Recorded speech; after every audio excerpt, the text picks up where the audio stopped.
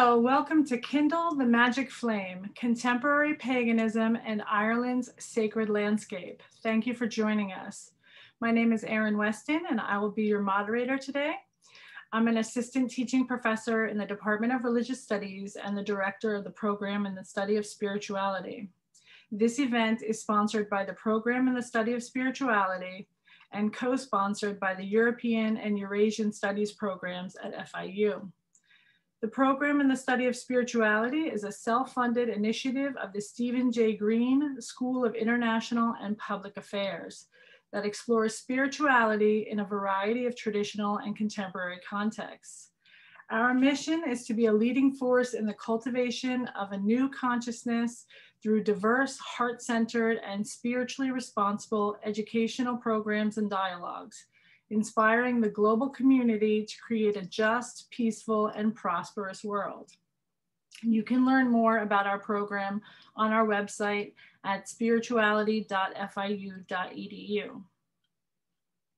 Today's speaker is Dr. Jenny Butler, who is based in the Study of Religion Department in the University College Cork in Ireland. Her research specializes in new religious movements, Western esotericism, and folk religion.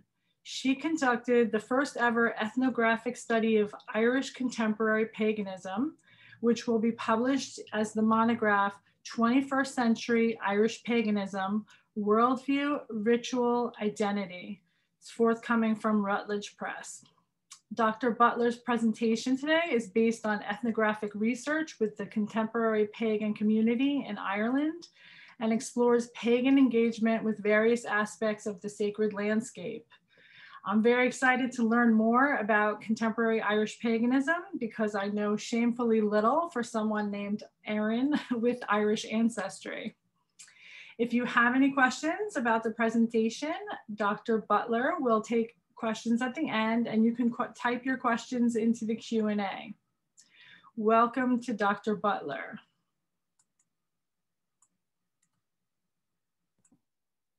Thank you, Erin, and hello, everyone. I'm delighted to give this presentation for the Florida International University's Stephen J. Green School of International and Public Affairs program in the study of spirituality.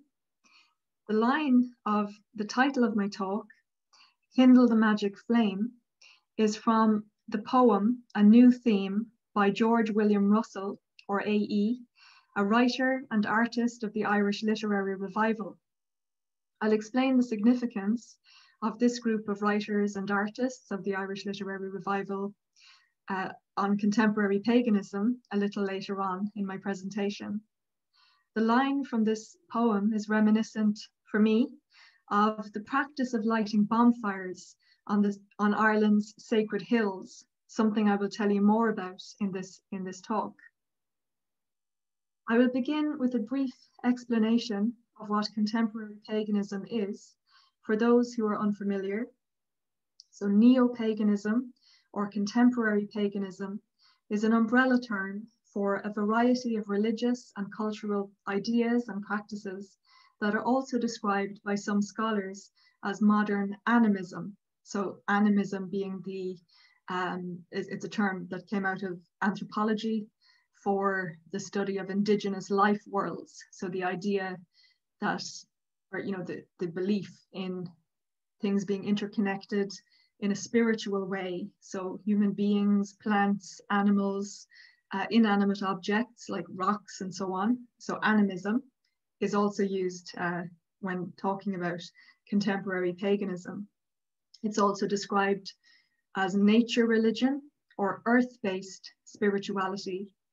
And scholars have also described it as a group of magical religions. So magic is a characteristic feature of pagan religions. And I mentioned neo-pagan, neo just meaning new. So a new paganism, when compared to ancient forms of indigenous pagan religions prior to Christianity, for example. But I prefer the term contemporary paganism because we, as scholars, I'm in the study of religions now, and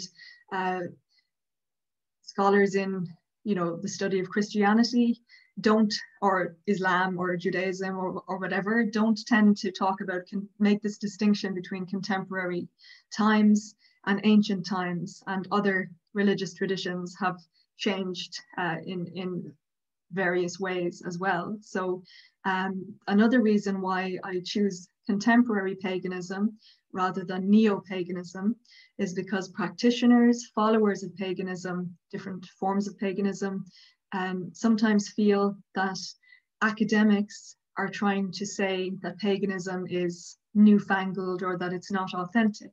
So that's another reason I choose to use contemporary paganism.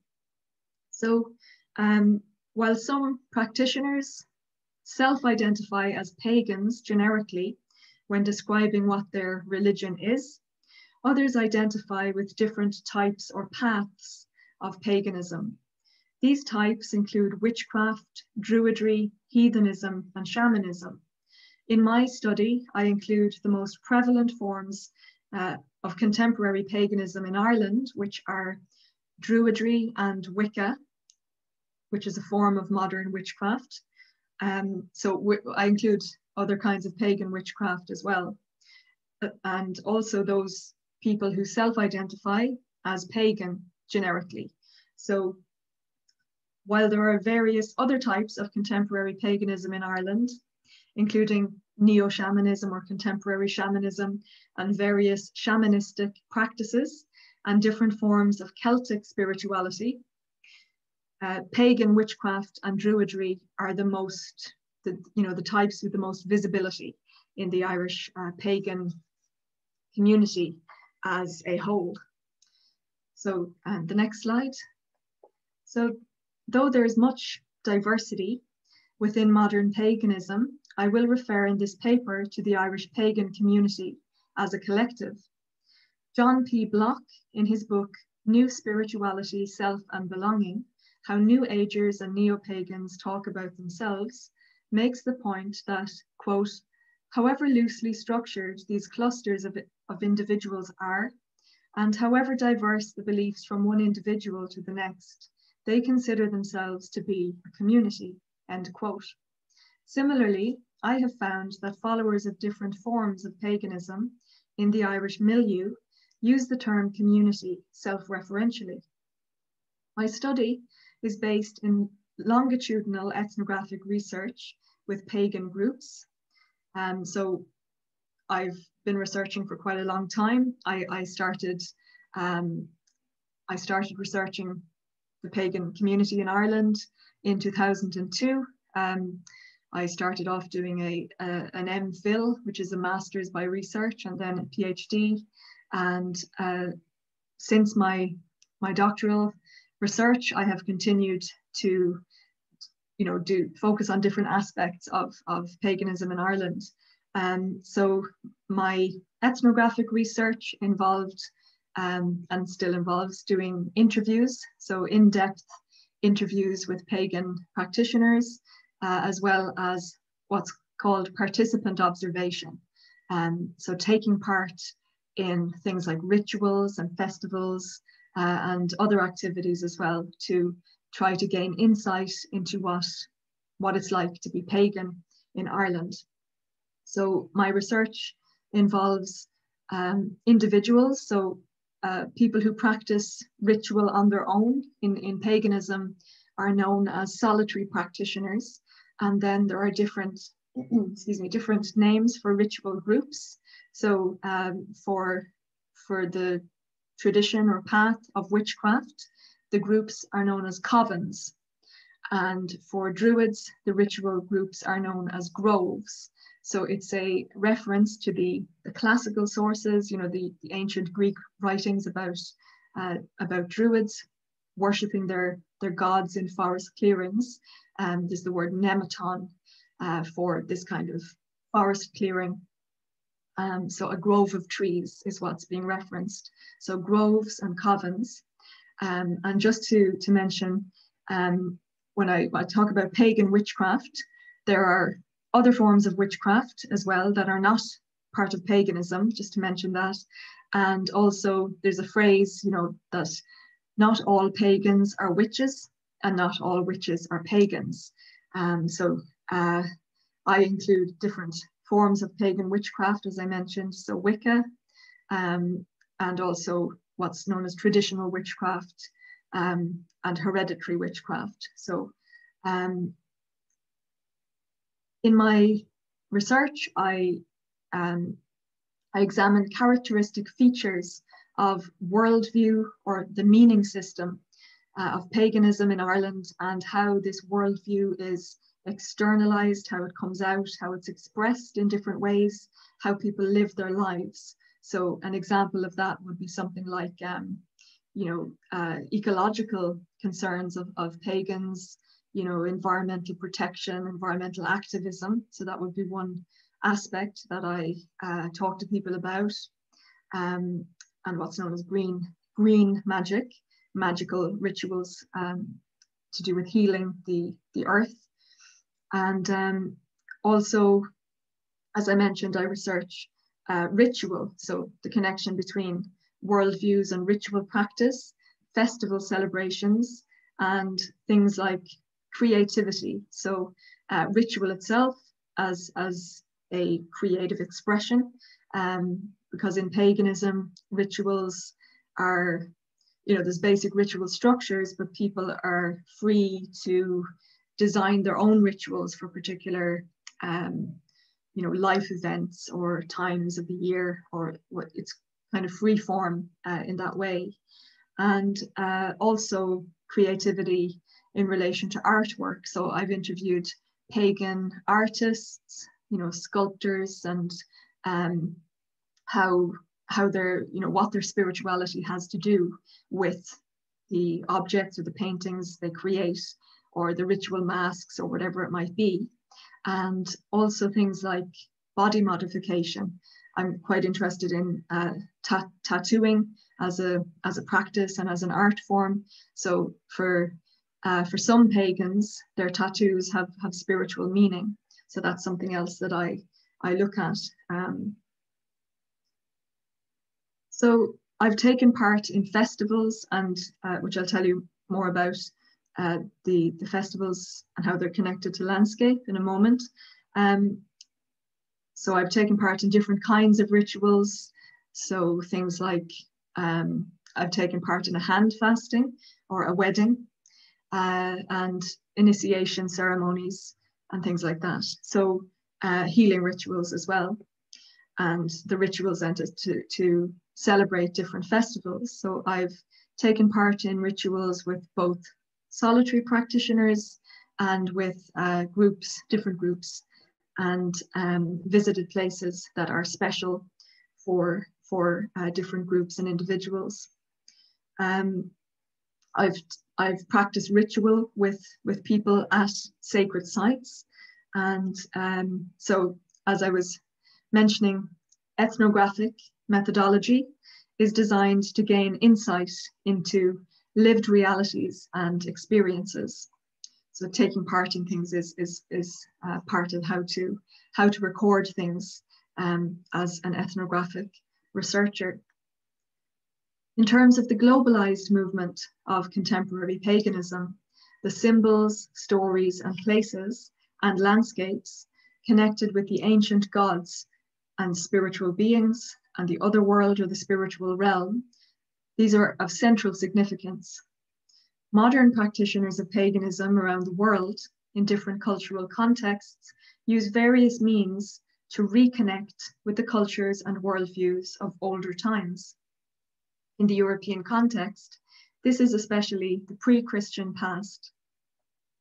Throughout Europe, Christianization resulted in the destruction of so-called pagan life worlds, or the transformation of these older cultural forms.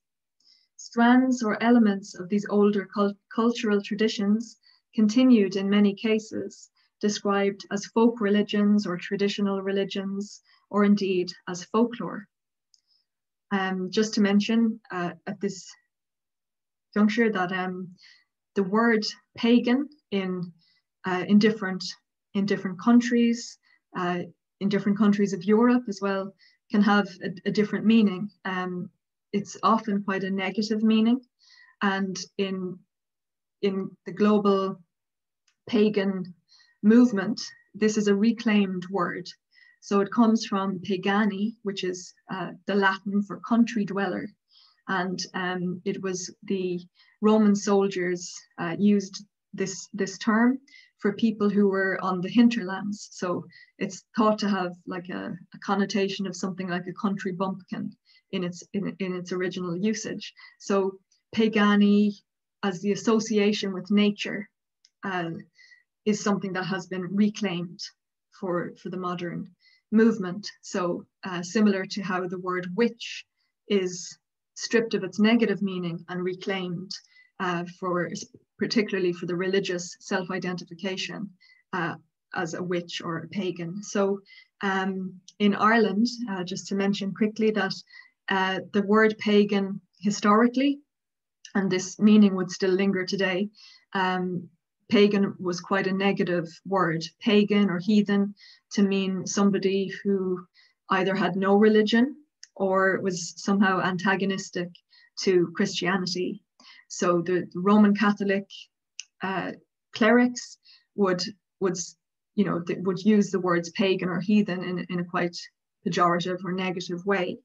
So sometimes people in Ireland, especially older generations, might not know that there is a modern religion or group of religions known as paganism, and they might understand this word as something to do with either being an atheist maybe, or even as being a devil worshipper. So I mentioned earlier that there's satanic, well, I didn't mention satanic witchcraft. I mentioned there were other forms of witchcraft that were not pagan. So there are other religious forms of witchcraft, such as satanic witchcraft.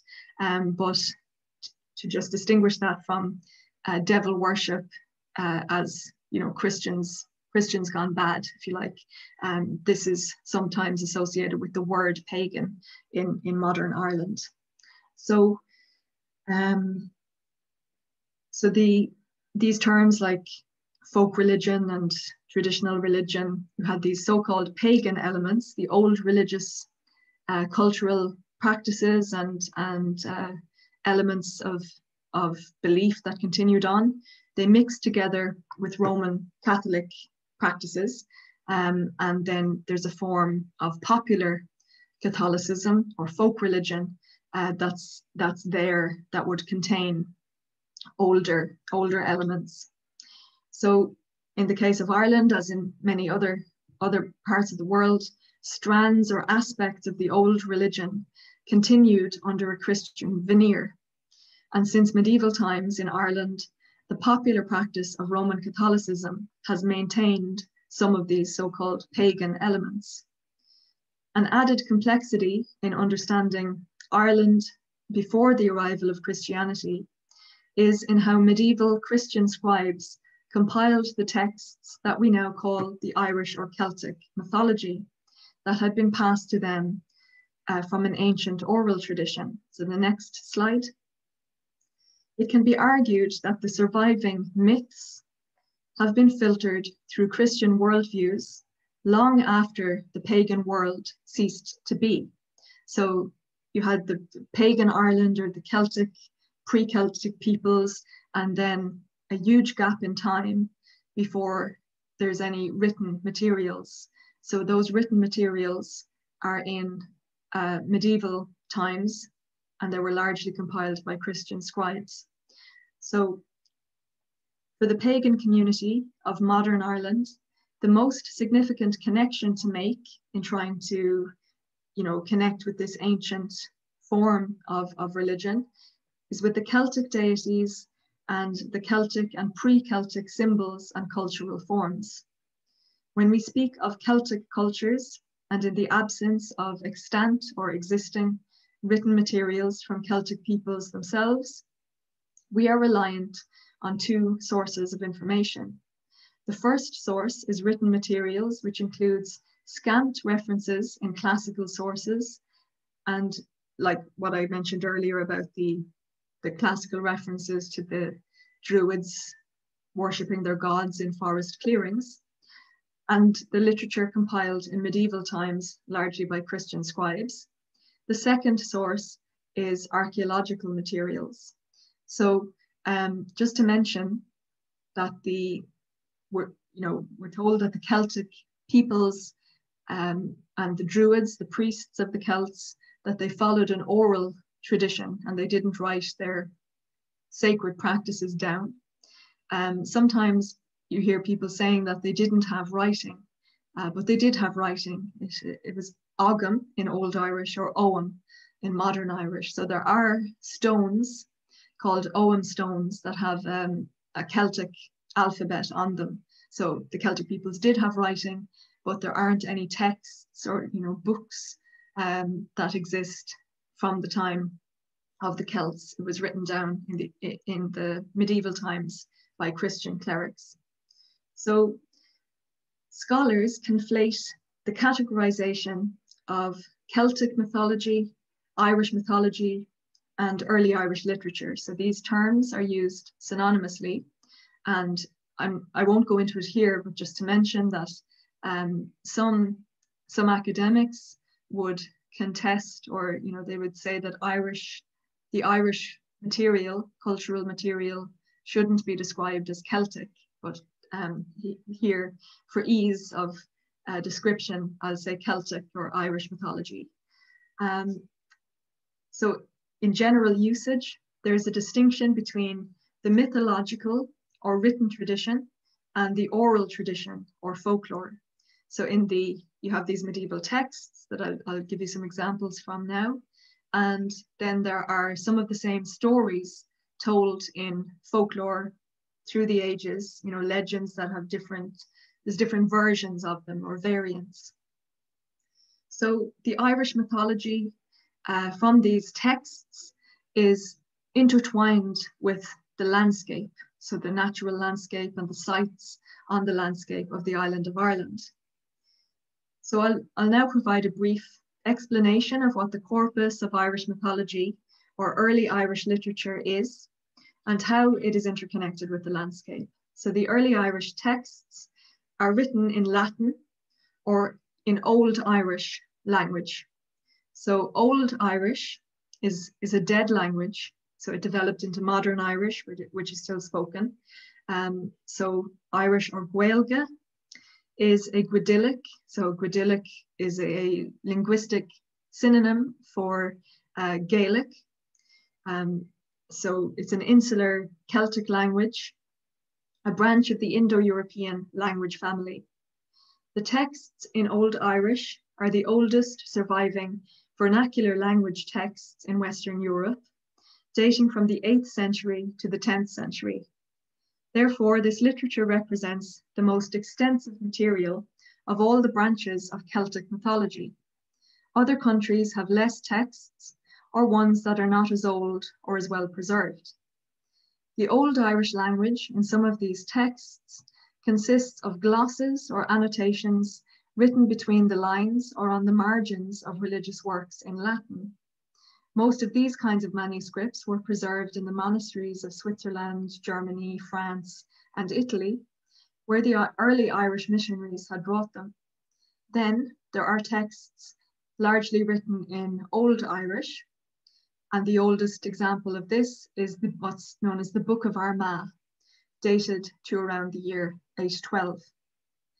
From the contents of the manuscripts, it is evident that some stories and elements must have been orally transmitted for centuries before they were committed to writing. Thus, in this way, they provide a glimpse into the world before it was Christianized. As Phyllis Justice points out in the Encyclopedia of Irish Spirituality, quote, "It was Christian scribes who wrote down ancient heroic tales, despite the information in the tales about the earlier religion. Admittedly, they sanitized these stories for Christian use, but in this way, they still preserved a large store of information about earlier beliefs, just as Christian churches preserved earlier holy places," end quote. So it's not known why these Christian monks wrote this material down, but it's one of the main sources for for understanding the pagan world in the Irish context. And there were endings and changes and modifications made by these Christian scribes as they were writing. So the influence of the Christian cosmology or way of understanding the world of the scribes can be seen in the modification to the pagan themes and motifs. In the Irish mythological texts, there are many references to Christian theology, concepts of heaven, hell, the monotheistic God, or biblical events. So, it's pagan mythology, but it has these Christian influences. So the stories and accounts in the texts interconnect with the landscape and sites of the island of Ireland. Today's pagan practitioners often augment gaps in knowledge about the pre-Christian past by a selective combination of elements of archaeology and folklore alongside the mythological source material. The land of Ireland itself and the built heritage upon it, including pre-Celtic monuments, are significant to contemporary pagans as the places to venerate the old gods through ritual practice. The myths are interconnected with place names in Irish tradition. Physical sites, symbols, stories, legends, history, and archaeological remains are drawn together in contemporary pagan discourse, and the amalgamation of material in turn informs practitioners' self-understandings. For many followers of paganism today, the gods and spirits found in mythological accounts are not mythical in the sense of imaginary constructs, but indeed are understood by many as independently existing beings or forces, and by others as archetypes or representations of the natural world or cosmic powers. So I mentioned this because some people, you probably heard the expression, it's only a myth, or it can be used for something that's assumed to be that it's not real, or they're only stories. And also I gave two different examples there, that some pagans would understand the gods and goddesses and other beings described in the mythology as being literally existing beings, while others understand them as being archetypes in the Jungian sense, or as being representative of cosmic forces. So paganism, even the different paths or types that I mentioned, like Wicca or Druidry, they're extremely diverse. So two Wiccans or two Druids might believe very different things. So that's just something to mention. So these ancient myths are part of the lived realities of many modern pagans and are meaningful in making sense of life events and circumstances. So just to tell you a bit about how contemporary pagans access these mythological materials and how people combine different stories and rituals in their actual practice. So as I have explained, the corpus of medieval manuscripts was compiled in Old Irish or Latin. So some of these texts have been published in modern Irish, so translated into modern Irish or into English, and there are academic studies of them. So many pagans in Ireland engage with academic materials, whether literary or archaeological. In fact, as a demographic, contemporary pagans are quite well informed about their own religious history. They have knowledge of religious history, both in the sense of the emergence of the modern pagan movement and different forms of contemporary paganism. So Wiccans would know quite a lot about Druidry, for example, generally speaking, and vice versa. And they also know about ancient religions and cultures. So as a general characteristic, this is something found in paganism as a global movement Indeed, I have found in my interviews with pagans in Ireland that many practitioners are well informed about the academic study of contemporary paganism itself. So they have an awareness of, which academics are in pagan studies and what they have published. With their awareness of sources from which we learn about religions of the ancient world, I found that many pagans are cognizant that it is not possible to reconstruct the ancient religions, but rather to be inspired by what can be known about them to create a paganism for today. So to just mention here that I know there's the tradition or type of paganism in the United States known as Reconstructionism. So this is not so prevalent. I've found in my research in Ireland, it's not really a common practice. It's more that people are using, these medieval manuscript sources and archaeological information, history, and so on, to base some practices on, but more as inspiration for today. So rather than trying to recreate the religion or culture of the distant past, and also because there's not so much information on the exact ritual practices of the ancient Irish. So even where those in the pagan community engage directly with the medieval corpus of written mythological material, they are also informed by the oral tradition of folklore, and myths and legends of Irish folklore form part of the discourses of pagans and influence their practice. So the next slide. So as I mentioned earlier, there's this distinction between the written medieval or the early Irish literature, the mythology, and then the variants of the stories in the oral tradition, the much later folklore collections. So writers and artists of this Irish literary revival were some of the biggest collectors of folklore of the time.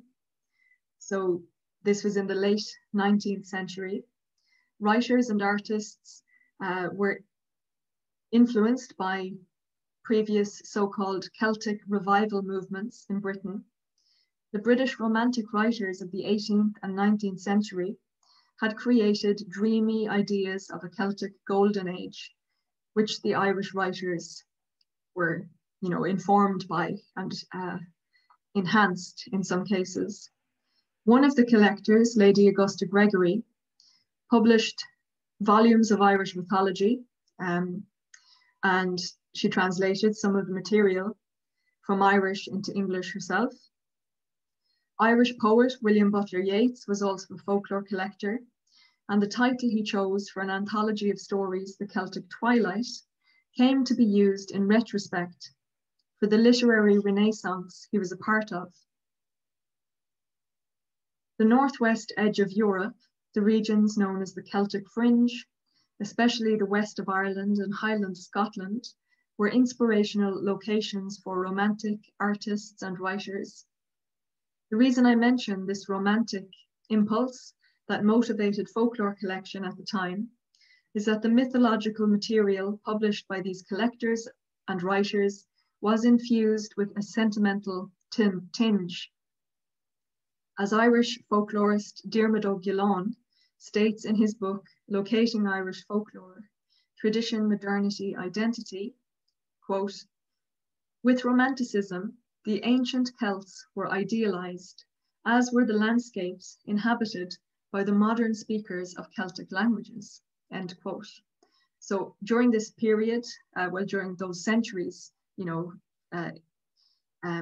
for a number, there were a number of different so-called romantic revivals, where the landscapes were romanticized, seen in this very whimsical or sentimental way, And then also the people who were speaking Gaelic in Scotland and the Irish language, there was also a romanticization of those people. So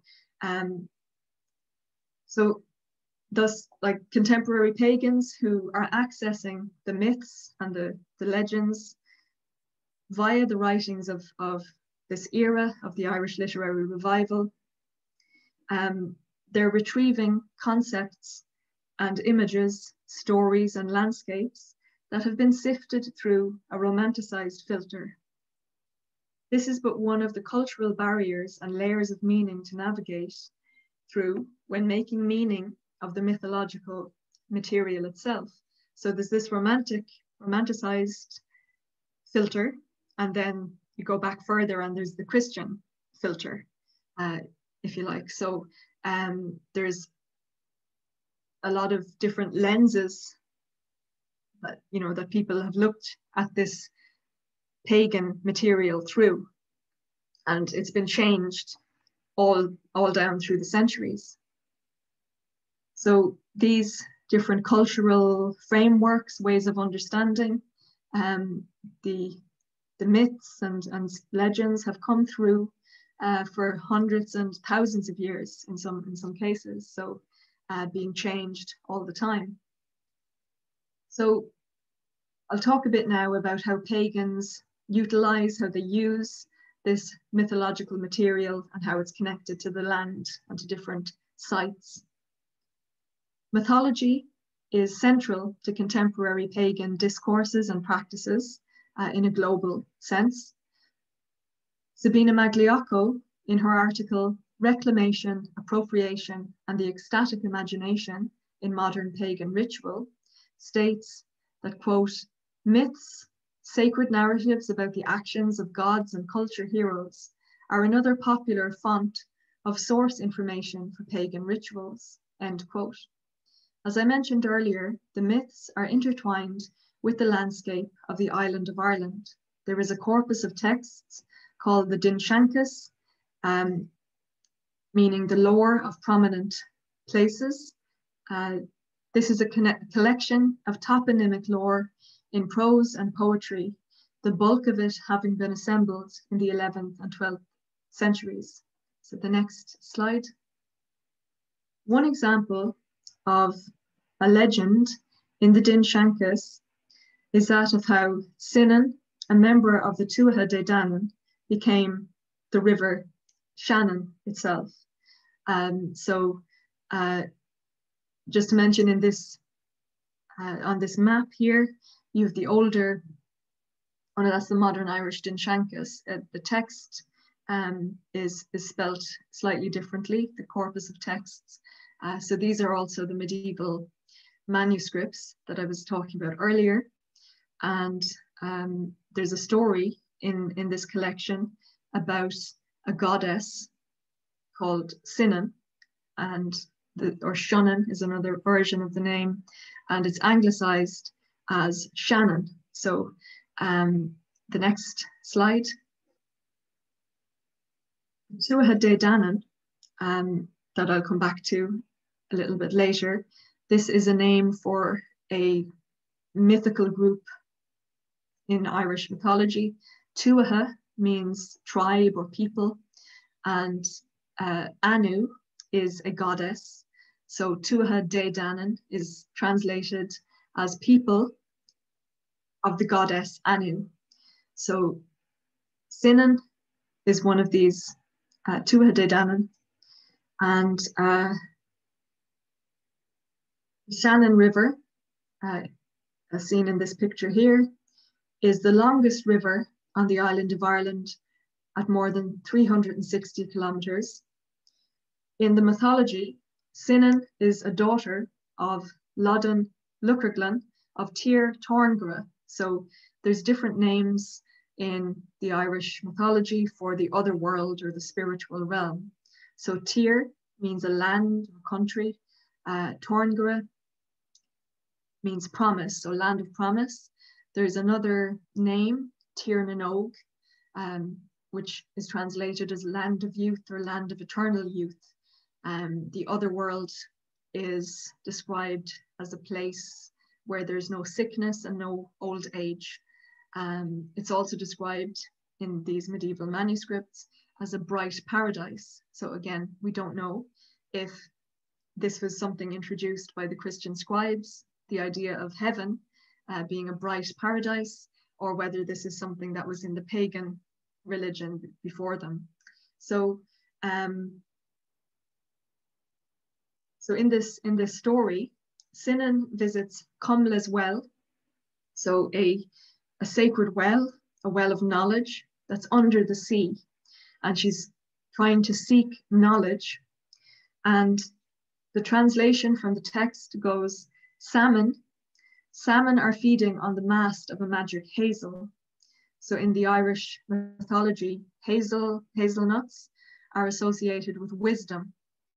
And there's the story, for example, of the salmon of knowledge, where the hazelnuts are eaten by a fish, a salmon, and the salmon is being cooked, and there's a blister on the fish, and there's different versions in the legends, but the hero, Fionn, touches the blister, and he absorbs this knowledge that went into the fish from the hazelnuts. So hazelnuts come into other stories as well. So in this story about Sinan, she goes to this well, and the well has 7 streams coming from it. So that the well is the well of knowledge, and there's 7 streams coming out of it. And Sinan follows one of the streams until it ebbs, at which point she becomes overwhelmed or consumed by the water, and she dies, in the process becoming part of the river's spirit. She becomes the river itself. As Sharon Pace-McLeod observes in her article, a confluence of wisdom, the symbolism of wells, whirlpools, waterfalls, and rivers in early Celtic sources, quote, a number of early Irish texts make reference to rivers that were held in great esteem and were associated with sacred or poetic wisdom and inspiration, end quote. The myth of Sinan becoming the river is utilized in the ritual and the identities of a particular druidic grove or ritual group known as the Grove of Shannon. So Shannon or Sinan or Shannon, who visit the site of the Shannon Pot, a point where the river rises, to practice ritual at the river itself and to collect mud and water for use in rituals on their own land. So in my field work, I joined the group when they visited this part of the Shannon River and took part in the ritual at the river and then on the group's land. Rivers associated with goddesses are significant in the ritual practices and discourses of many pagans that I interviewed. Another example of a goddess associated with a river is Boann, who's connected with the river Boyne. And there's the Boyne Valley, where the site Newgrange is in County Meath. And Bo in Irish is a cow. And so Boann is described as a cow goddess. So the next slide.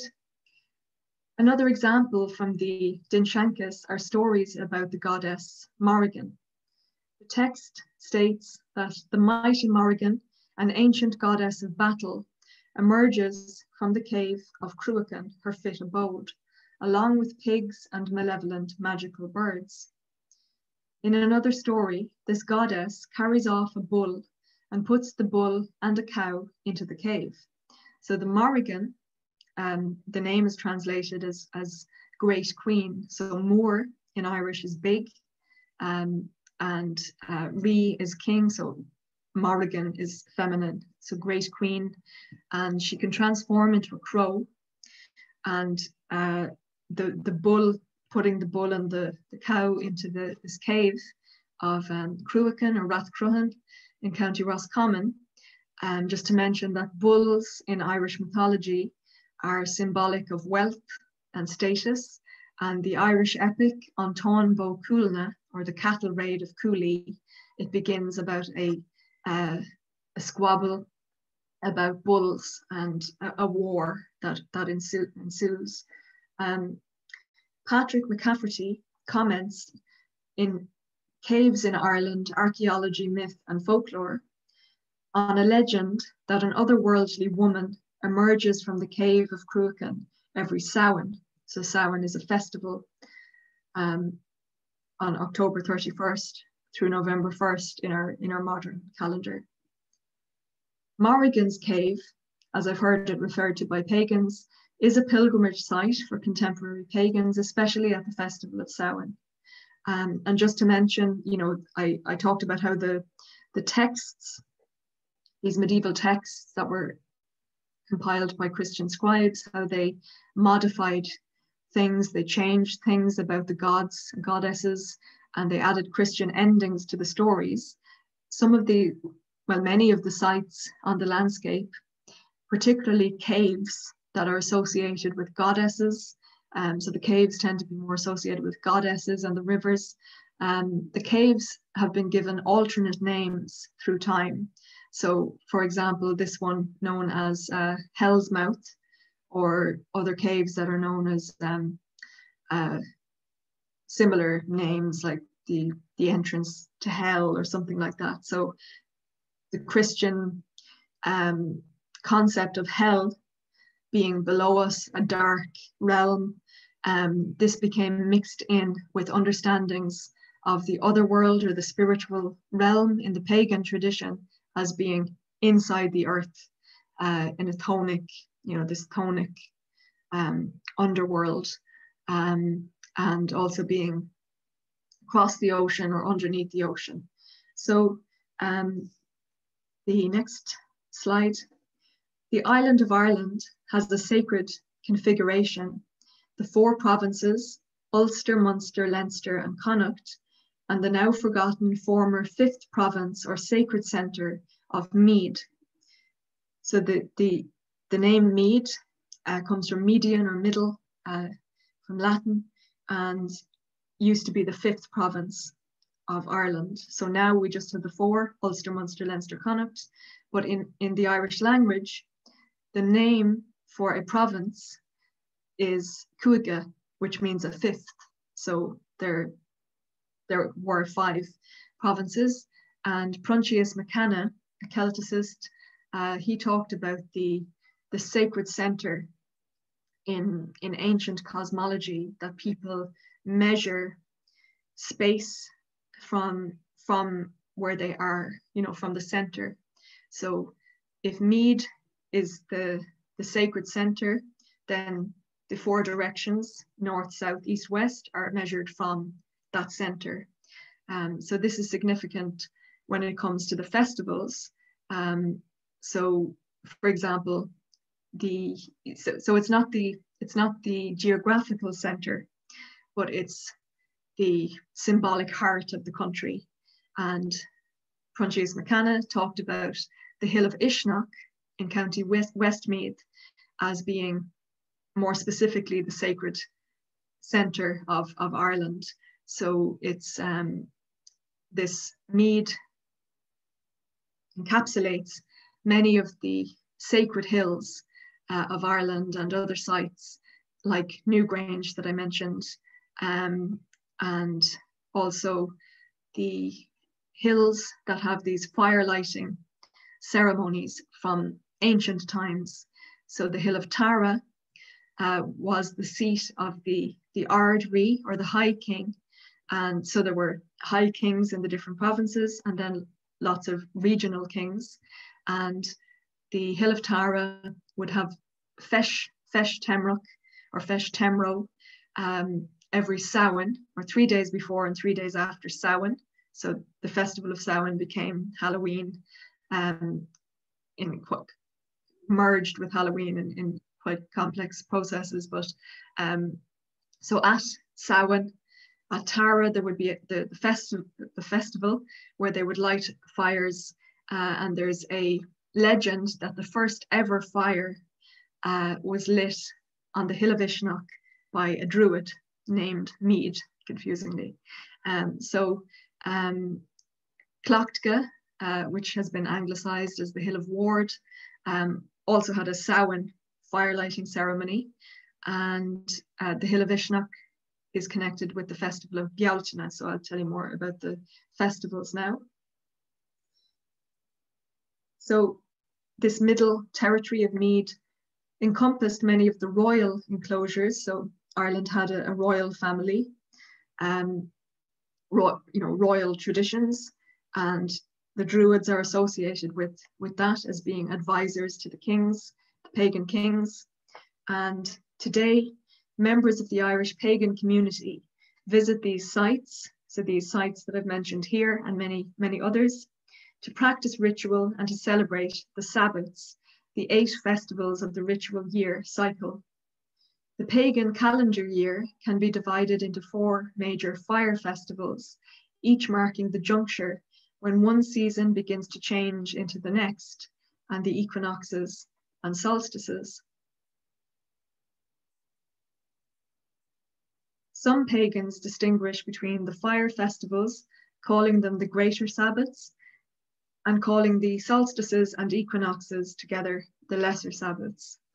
Much of the terminology, including the term sabbat, and ideas about the historical observation of seasonal festivals found in contemporary pagan discourse, is derived from the work of the British anthropologist and Egyptologist Margaret Murray, whose work was influential on Gerald Gardner, who founded Wicca as a mystery religion.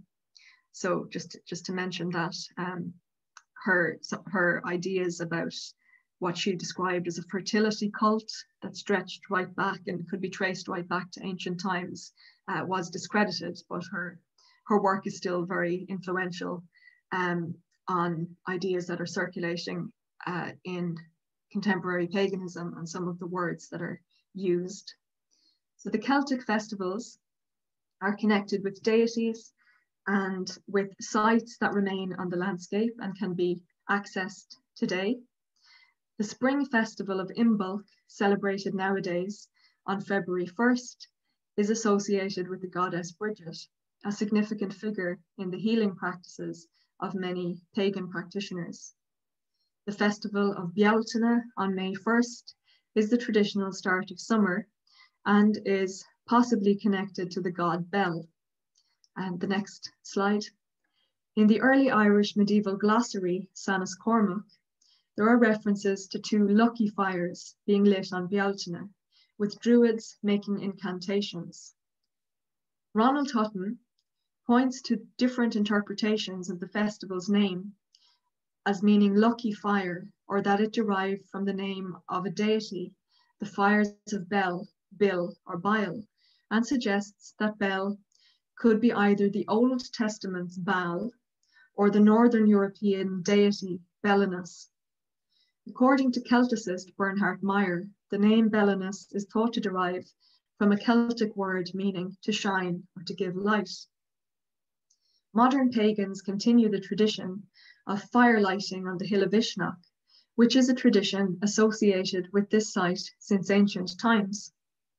Some pagan groups celebrate the fire festivals at other sites or on their own land. Fire is often a significant feature, being one of the magical elements. So earth, air, fire, and water have magical associations in pagan ritual. Next slide. Some pagans fire dance, that is, they dance while holding flaming torches. There's also bonfire jumping or fire leaping, which connects with practices in different parts of Europe of jumping the fire for good luck. And I quote from one of my interviews: "We leap through the flames because it's fun, and it's an expression of joy and enthusiasm, and it expresses a spiritual enthusiasm that the people who do it feel. And I can't see any more valid reason than that for it. It's dramatic and it's fun, and it's empowering for the people who do it," end quote. So this is a picture of a druid fire dancing, and you can maybe see the pentacle, flaming pentacle. The pentacle represents, it's a pentagram if it's etched on something, or a pentacle shape, the 5-pointed star. It represents earth, air, fire, and water, and the ether or the spirit as well. So it also represents many other things in esoteric practices. So the harvest festival of Lunasa on August 1st in our modern calendar is named for the Celtic god Lu, or Lug in Old Irish, who is one of the mythological people that I mentioned earlier, the Tuatha De Danann. Some pagans visit hilltops at Lunasa and involve the god Lu in their rituals. Some describe this as inviting the deity to take part or be present during the ritual within the sacred circle or magic circle that is cast. So cast is a technical term in pagan ritual practice. So either the sacred or magic circle is visualized or it's marked out physically. And this is one of the reasons why stone circles are particularly attractive to pagans. They're associated with pagan religion, and they're also circular shape. So many pagans have spoken about the circle holding energy or being more like a globe, the energy that's raised in ritual. And I mentioned at in the beginning of my presentation, the Celtic but also pre-Celtic symbols. So the sites that I've mentioned, like Newgrange, for example, are pre-Celtic, but during the Romantic movements, they became associated with Druids and so on. And the spirals and triskells on the stones are pre-Celtic symbols. So I mentioned there about invoking Lu or Lug, and some describe this as inviting the deity to take part in the ritual. You know, others describe it as an invocation or calling up. So there are different views on what invocation means in paganism. So the next slide. Pagans engage with the landscape of Ireland in different ways, whether with the island of Ireland in its sacred configuration, as I've briefly outlined, or with their local environment. The relationship with the land and the spirits of place is of primary importance. One of the ways of engaging with place is through folklore. As I explained, Christian scribes wrote the medieval accounts of the mythic peoples and beings. The aes she is the old Irish language term for a mythical race of beings, the people of the mounds, later translated as fairies. So the aes she, the Anslua she, or the fairy host as they're known, this is not, it's not directly translatable into English. So there are issues of, you know, semantic meanings and also cultural translation. So during the colonization of Ireland, people weren't allowed to speak their native language anymore. And so the terms were changed into English, so that nowadays people in Ireland talk about she and fairies synonymously, but there are various issues with what they mean in the different languages. So Toc Thompson notes that, quote, the translation into fairies was damagingly misleading, and the progressing colonial belittlement of the ancient Irish tradition in the English Victorian era has been well documented, end quote. Semantically, the word she has distinct but related associations. Next slide. It can refer to the spiritual beings themselves, so to the fairies, and as Tommaso Kohasig describes, to an otherworld hill or mound, and to peace. So the word for the peaceful quality of life in the other world or the spiritual realm, we still have this meaning in modern Irish. So for example, our police force on Garda Síochána is literally the guardians of the peace in modern Irish. So these three meanings are interconnected to do with the mounds on the landscape, the so-called hollow hills. So as you saw in the previous slide, there was a picture of the mound of the hostages on the hill of Tara. So it's different mounds, and there's sometimes literally a door into the mound. So the other world or spiritual realm is understood as being in the landscape, and the mythical people of the early Irish literature called the Tuatha Dé Danann, the people of the goddess Anu, are also associated in later folklore with the fairies. The story goes how the Milesians, another mythical group, came and defeated the Tuatha Dé Danann and drove them literally into the landscape, and that since then they have inhabited this chthonic realm. So the mythological account tells of the Milesians who came from Iberia and fought the Tuatha Dé Danann and took over Ireland, that the Milesians are the Gaels, or the descendants of the Milesians are the people of Ireland, and then the Tuatha Dé Danann are the invisible people who are inside the landscape or under the ground, and that their descendants are the fairies. So legend has it that this realm of the Sidhe is accessible via the mounds and caves. Some of these mounds are ringforts, next slide, colloquially known as fairy forts. Ringforts are the archaeological remains of circular settlements, structures consisting of one or more round walls of earth or stone, sometimes with ditches between the walls. They are found across Northern Europe, some dating to the first millennium of the Christian era or later, while others date to the Iron Age or earlier, perhaps as far back as the late Bronze Age.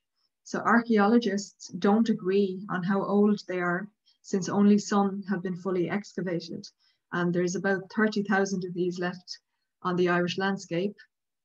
And there hasn't been a national excavation of them, so they could be from different time periods. The Irish word for this type of settlement are lis, rath, and dún, all of which mean fort, and are, as Patricia Lycett states, quote, traditionally considered a dwelling place of the fairy race, end quote. This is in line with the mythological tradition of the Tuatha Dé Danann as the people of the mounds, and as noted previously, the Irish word Sidhe can mean both the beings that inhabit the mounds and the mounds themselves. In fact, the inhabitants, as Carol Silver points out, were thought to take their names from the mounds or Sidhe in which they dwelt.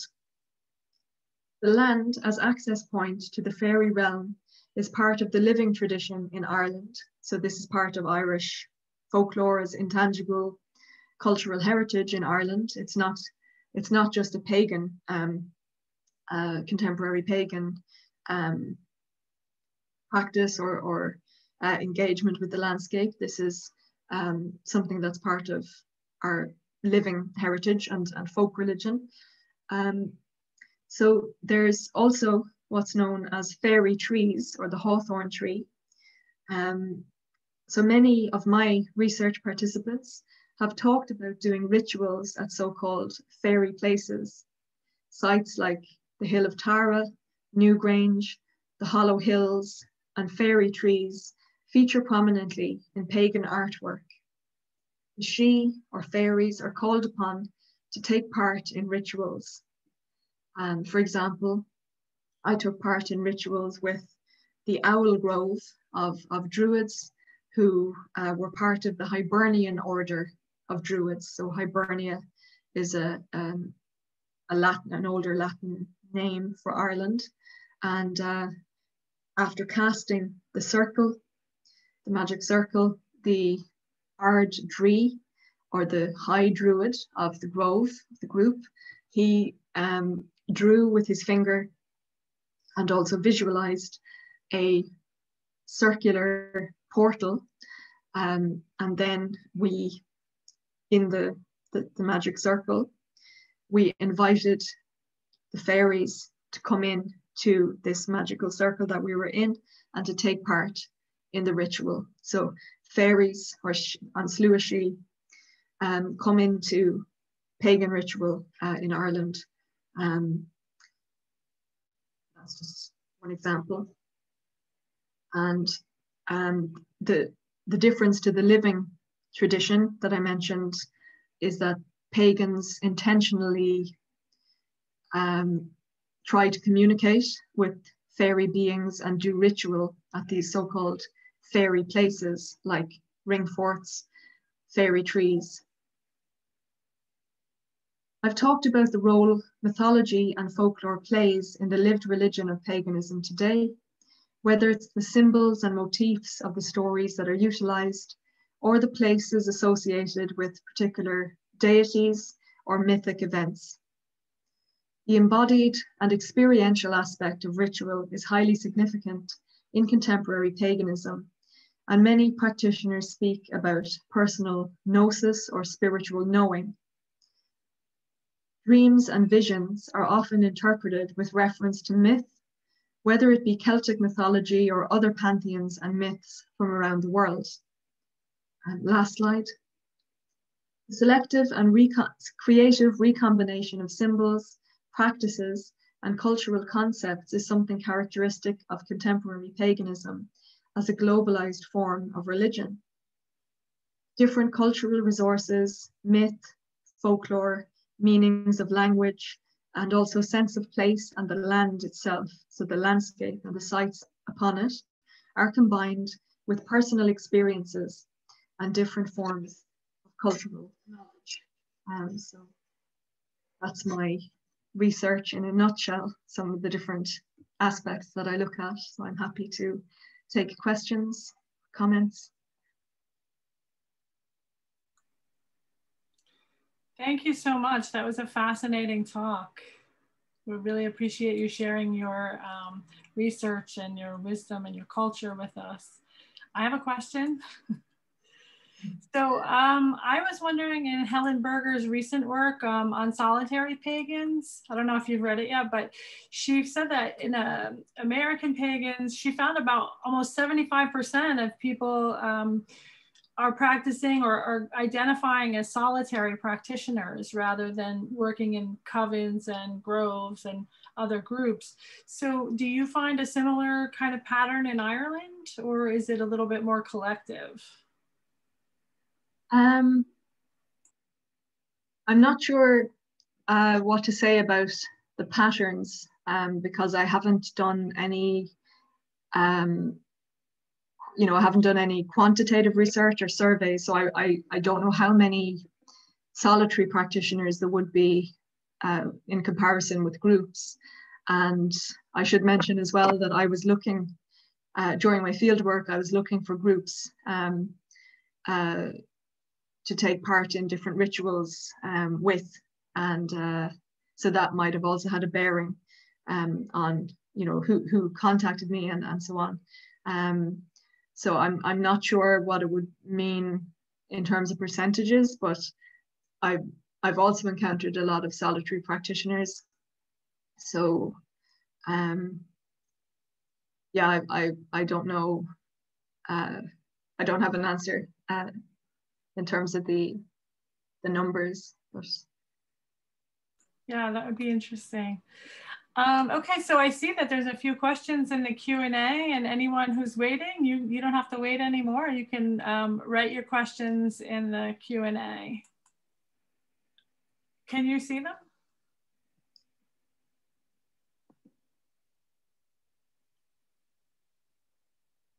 Yeah, so start. So Pedro, you asked, how has the revival of the Irish language contributed to contemporary paganism, if at all? So the Irish language is significant for some contemporary pagans in Ireland. So Irish language is a minority language in Ireland. So it has quite a complex history because of colonization. And this is something I found very interesting with contemporary pagans using Irish in ritual. So some pagans I've interviewed are native speakers of Irish. Others have, so like in general, Irish people have to learn Irish in school. Most of us cannot speak it, even though we learn it in school. So I also interviewed some people who only had a smattering of Irish, but would use Irish in ritual because of the idea that the gods and the spirits of the land would either understand Irish or that it would be a respectful thing because of the land and the history of place, and the idea that place, like the language, holds a lot of meaning and spiritual concepts. So I've interviewed people who have learned some Old Irish to use in ritual. So it has contributed to contemporary paganism. It is a factor, the language, modern Irish and Old Irish, but not for everyone. So it really depends on the individual and the groups in question. But it is an interesting factor. And as I was explaining, the language is very much connected to place. So there are places named for deities and so on. So Kenneth asked,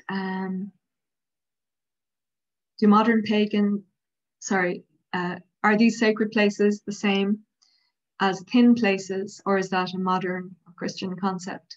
So this, there are different ways of talking about liminal places, where the otherworldly touches the human realm.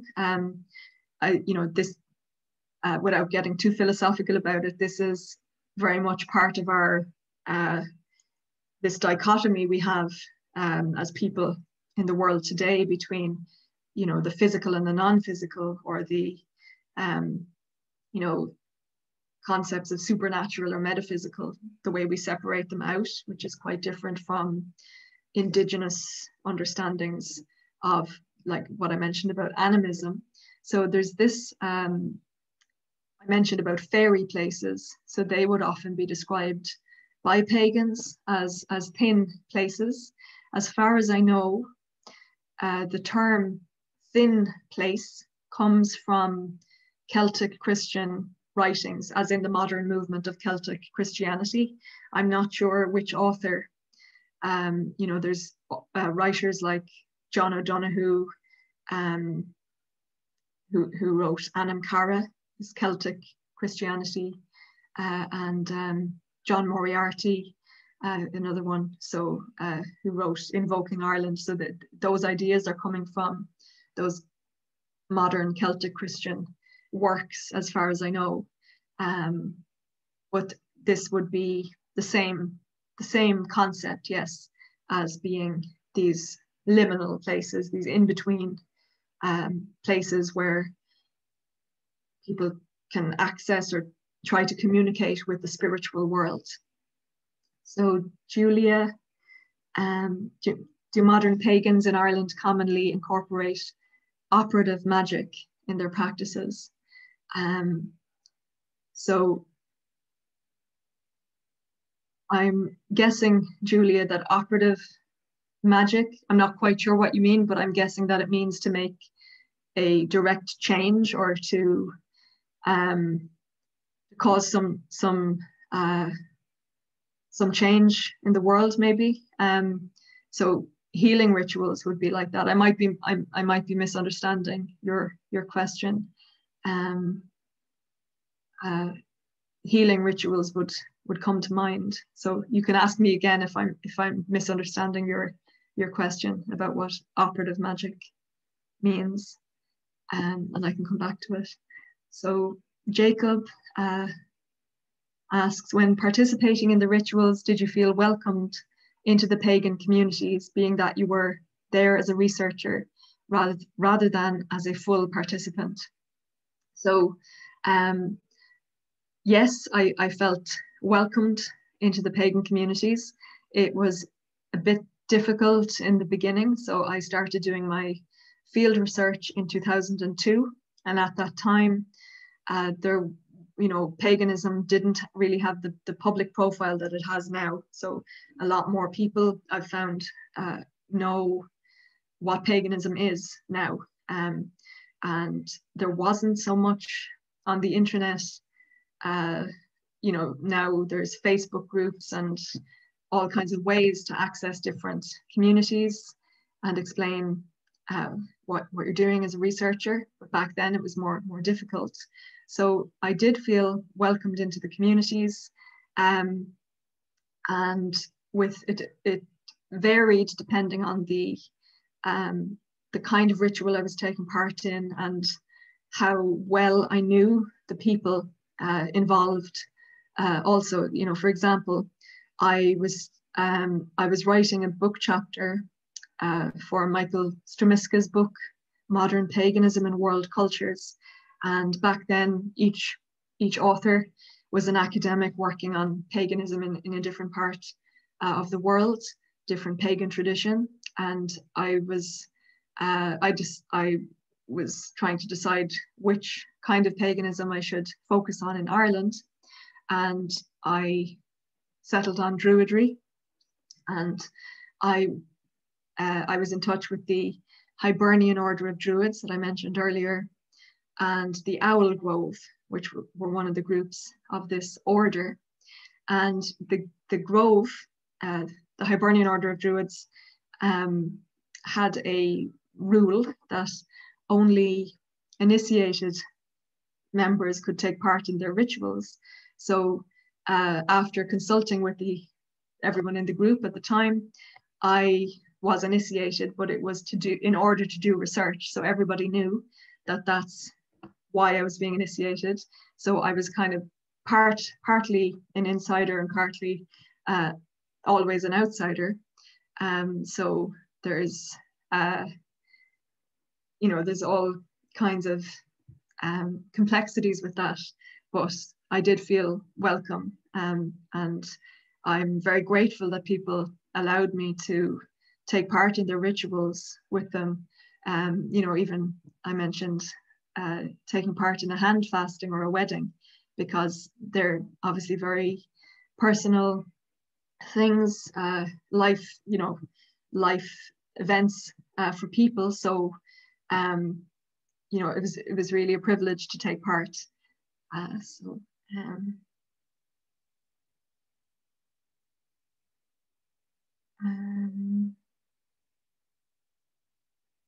So I think Erin, the question from Julia, I can go back to that. Absolutely. She expanded on that, practical magic like cunning craft. Okay, sorry, I've just seen where you expanded on it. So yeah, there's I mentioned types of witchcraft, like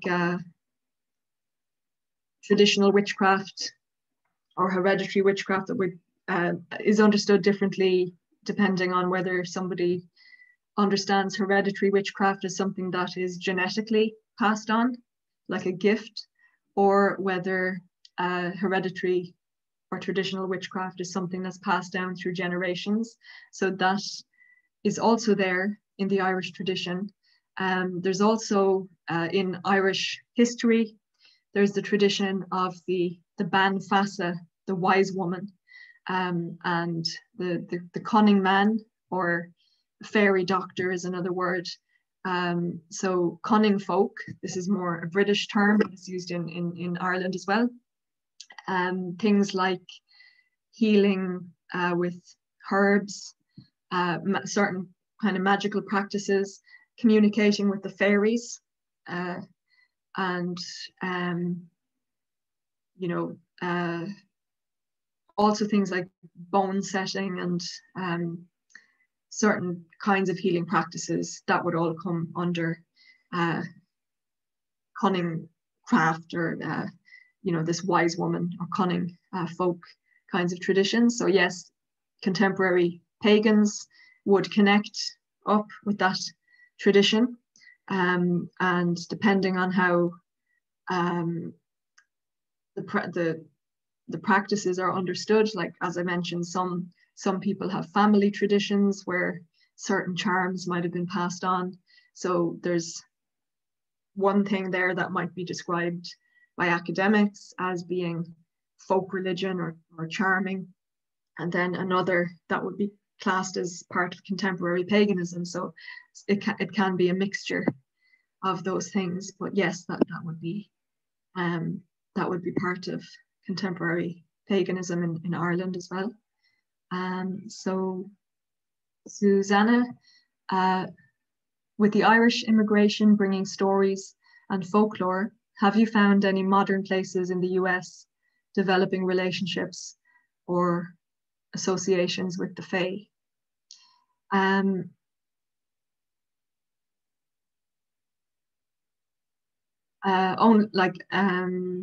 haven't done any research in the United States, which I think is what you're asking me.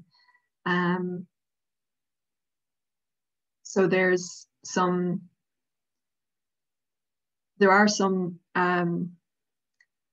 understandings of the Irish mythology that have changed with the diaspora, that have in some ways influenced Irish paganism, but maybe that's a different issue. So Erin, if you'd like to say something there. I would if I could. I really haven't researched that. Oh no, I thought you wanted to say something. Something came up there. So I don't think I can answer that one, because I wouldn't be familiar. I've taken part in I took part in a ritual in Maine many years ago, but it was with some pagans I met, but I haven't done any research on the American context. So Dylan asks, if one would visit Ireland soon, how open are contemporary practitioners to allowing foreigners to observe their ritual practices? It really depends on the groups and the individuals, but there are groups that have, you know, public talks and moots, so-called pub moots, where, you know, anyone can go along and meet people, and so there are ways to meet pagans and possibly join in ritual practices or observe ritual practices. And, you know, I mentioned the Ishnok, the fire lighting ceremony that happens nowadays. Anyone can go on May Eve and go to that hill and take part in what's going on. Our president, Michael D. Higgins, lit the Bealtaine fires one year. So, you know, it's part of Irish heritage generally, and there are things people could observe if they were interested. Thanks, Kenneth, for your comment. And I don't know if you want to choose one more. I think we're running out of time. We have about 5 minutes left.